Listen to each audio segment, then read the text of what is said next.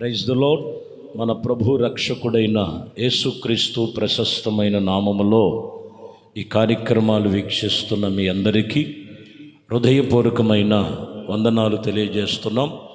దేవుని కృపను బట్టి ఈ ఉదయకాలము పరిశుద్ధ గ్రంథములో నుండి కీర్తన గ్రంథము 45వ కీర్తన 7వ వచనాన్ని చదువుతున్నాం.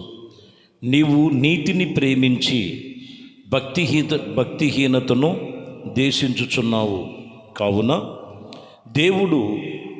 నీ దేవుడు దేని విషయములను ఆనందముతో ఆనంద తైలముతో అభిషేకించుచున్నాడో. ఇక్కడ ఈ పూట వాక్యములో మీరు గమనించినట్లయితే, నీవు నీతిని ప్రేమించి భక్తిహీనతను దేశించుచున్నావు. వాక్యం ఈరోజు నీవు నీతిని ప్రేమించే వారముగా ప్రభు వాక్యము మనతో తెలియజేస్తున్న మాట. నీతిని ప్రేమించాలి. నీతి అనేది లోకములో ఎక్కడా లేదు, కానీ పరిశుద్ధ గ్రంథము దేవుని గ్రంథమైన బైబిల్లో మరి నీతిని ప్రేమించేటువంటి అనుభవాలు దైవ వర్తమానముల వాక్యముల ద్వారా దేవుని వాక్యము తేటపరుస్తున్నమాట. లోకములో భక్తిహీనత ఉన్నది. నువ్వు ఏది ప్రేమిస్తున్నావు? కొందరేమో భక్తిహీనతను ప్రేమించి దేవుడిచ్చేటువంటి ఆశీర్వాదానికి దూరముగా ఉన్నారని వాక్యం చెప్తున్నమాట.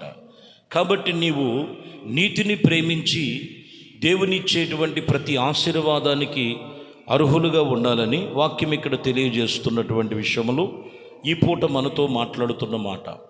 చూద్దాం మరొక మాట.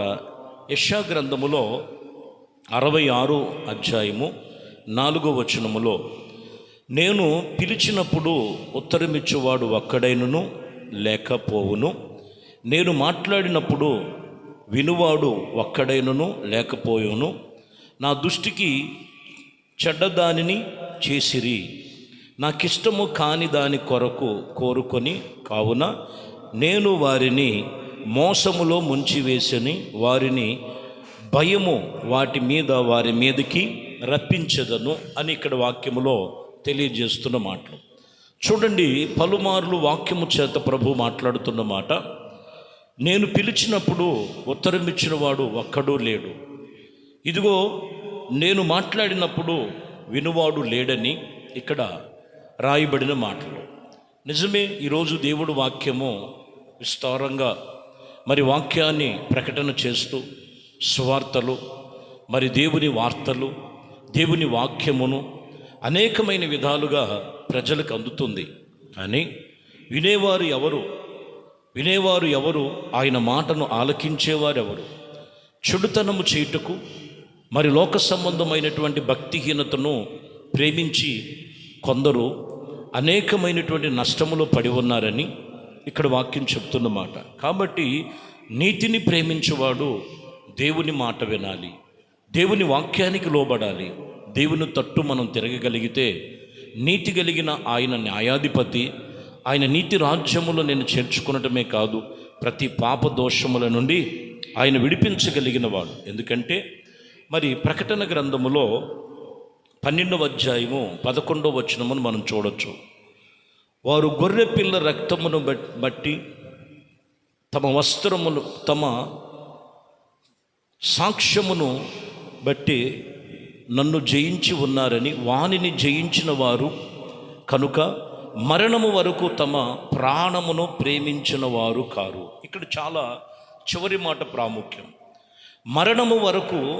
మరణము ఏ విషయములో కూడా వారికి ఏ హాని చేయదని, ప్రాణమును కూడా ప్రేమించిన వారు కాదు. ఎందుకంటే దేవుని వాక్యమును కొరకు, దేవుని కొరకు సిద్ధపాటు కలిగిన వారని వాక్యం ఇక్కడ చెప్తున్నమాట.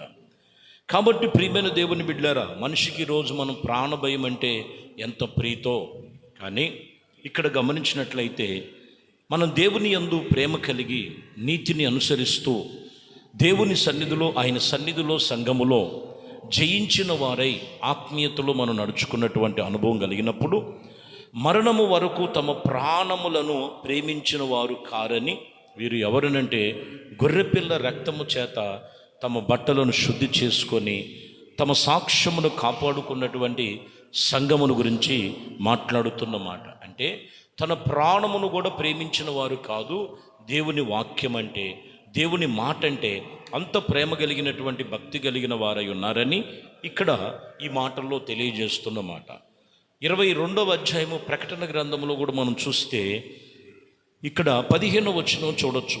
కుక్కలను, మాంత్రికులను, వ్యభిచారులను, నరహంతకులను, విగ్రహారాధికులను, అబద్ధికులను ప్రేమించి జరిగించు ప్రతివాడు వెలుపట ఉన్న దానిని అనే అపవాది యొక్క ఏర్పరచబడిన నిత్య నరకాగ్నిలో పడదోయబడుతున్నారు.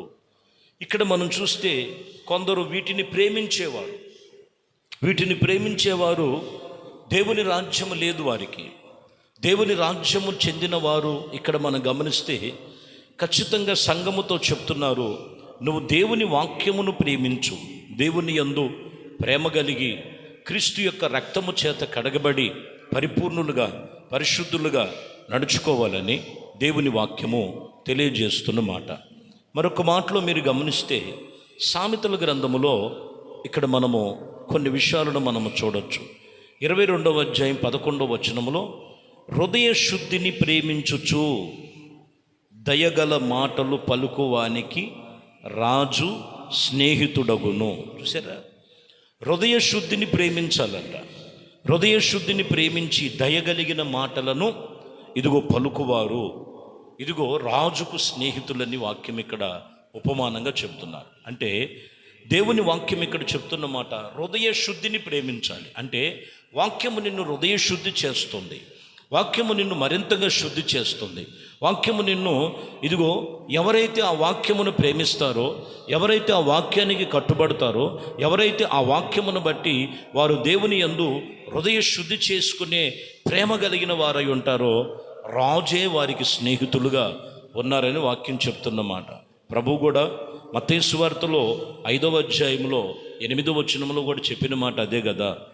ఇదిగో హృదయ శుద్ధి గల వారు ధన్యులు, వారు దేవుణ్ణి చూసెదరు. ఇక్కడ కూడా మనం గమనిస్తే ఏమి కలిగి ఉండాలంటే హృదయ శుద్ధిని ప్రేమించాలి. ఏది నిన్ను శుద్ధి చేస్తుంది? పాపము నుండి, బలహీనతల నుంచి, వ్యసనము నుండి, ఇదిగో అంధకారపు బలహీనతలు బంధకాల నుంచి దేవుడు నిన్ను విడిపించి నడిపించగలిగిన ఆ హృదయ శుద్ధి కలిగినటువంటి క్రీస్తు యొక్క ప్రేమను కలిగి ఉన్నట్లయితే వారు నీతిమంతులుగాను, యథార్థవంతులుగాను, పరిపూర్ణులుగాను దేవుని రాజ్య వారసులుగా చేర్చుకుంటారని వాక్యం ఇక్కడ చెప్తున్నమాట.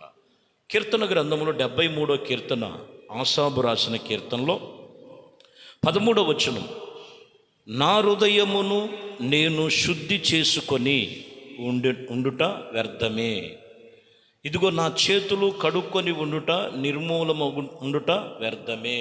ఇక్కడ చూడండి, హృదయమును శుద్ధి చేసుకుంటూ వ్యర్థమేనంటాడు. కాకపోతే ఈ కీర్తనలో మీరు గమనించాలి, ఇదిగో భక్తిహీనులు చూస్తాడు. ఇక్కడ ఆసాబు భక్తిహీనులు చూసి మచ్చరపడుతుంటాడు. ఎంత శుద్ధి చేసుకొని, ఎంత భక్తి చేసి, ఎంత యథార్థంగా ఉండి ప్రయాస వ్యర్థమే, వారు భక్తిహీనులు చూడు. కానీ ప్రభు ఇదిగో ఆయనతో చెప్తున్నటువంటి మాట, ఇదిగో భక్తిహీనులు ఎక్కడున్నారో చూడు, నువ్వెక్కడి నుంచి ఉన్నావో చూడు. భక్తిహీనుడు ఇప్పుడో కాసేపో కాలు జారే చోటునున్నారు, నువ్వేమో ఎటు చూసినా కానీ ఒక స్థిరమైన బండ మీద నిలిచి ఉన్నావు అనే మాటను మనం చూడొచ్చు.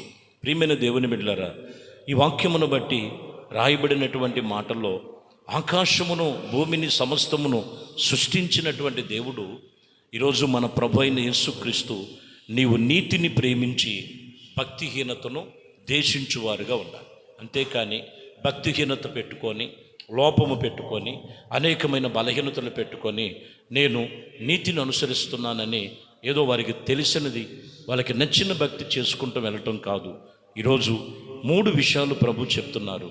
నీవు హృదయ శుద్ధిని ప్రేమించాలి, నువ్వు నీతిని ప్రేమించాలి, నీవు భక్తిహీనతను దేశించి దేవుని యందు భయభక్తులు కలిగి జీవించాలి.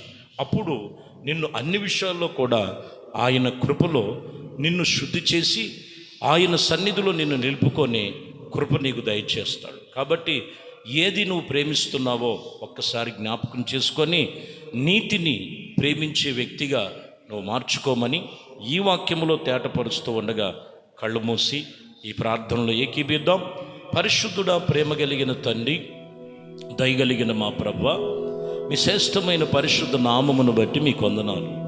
ఈ ఉదయ కాలము మీ సన్నిధిలో వాక్యము విన్న ప్రతి ఒక్కరిని కూడా నీతిని ప్రేమించేవారుగా, యథార్థతను నడుచుకునేవారుగా, హృదయ శుద్ధి గలవారుగా, ఇదిగోనైనా ప్రేమ ఆప్యాయత క్రీస్తులో ఉన్నదని తెలుసుకొని అట్టి ప్రార్థనలో ఆత్మీయతలో ఎక్కడ భక్తిహీనత వారిలోనికి రానివ్వకుండా పరిపూర్ణులుగా, పరిశుద్ధులుగా, క్రీస్తుకు సాక్షులుగా జీవించే జీవితం ప్రతి ఒక్కరికి దయచేయమని, ఘనత, మహిమ, ప్రభావాలు మీకే పొందుకోమని నజరేయుడైన యేసుక్రీస్తు నామములో ప్రార్థించి వేడుకొనుచున్నాము తండ్రి.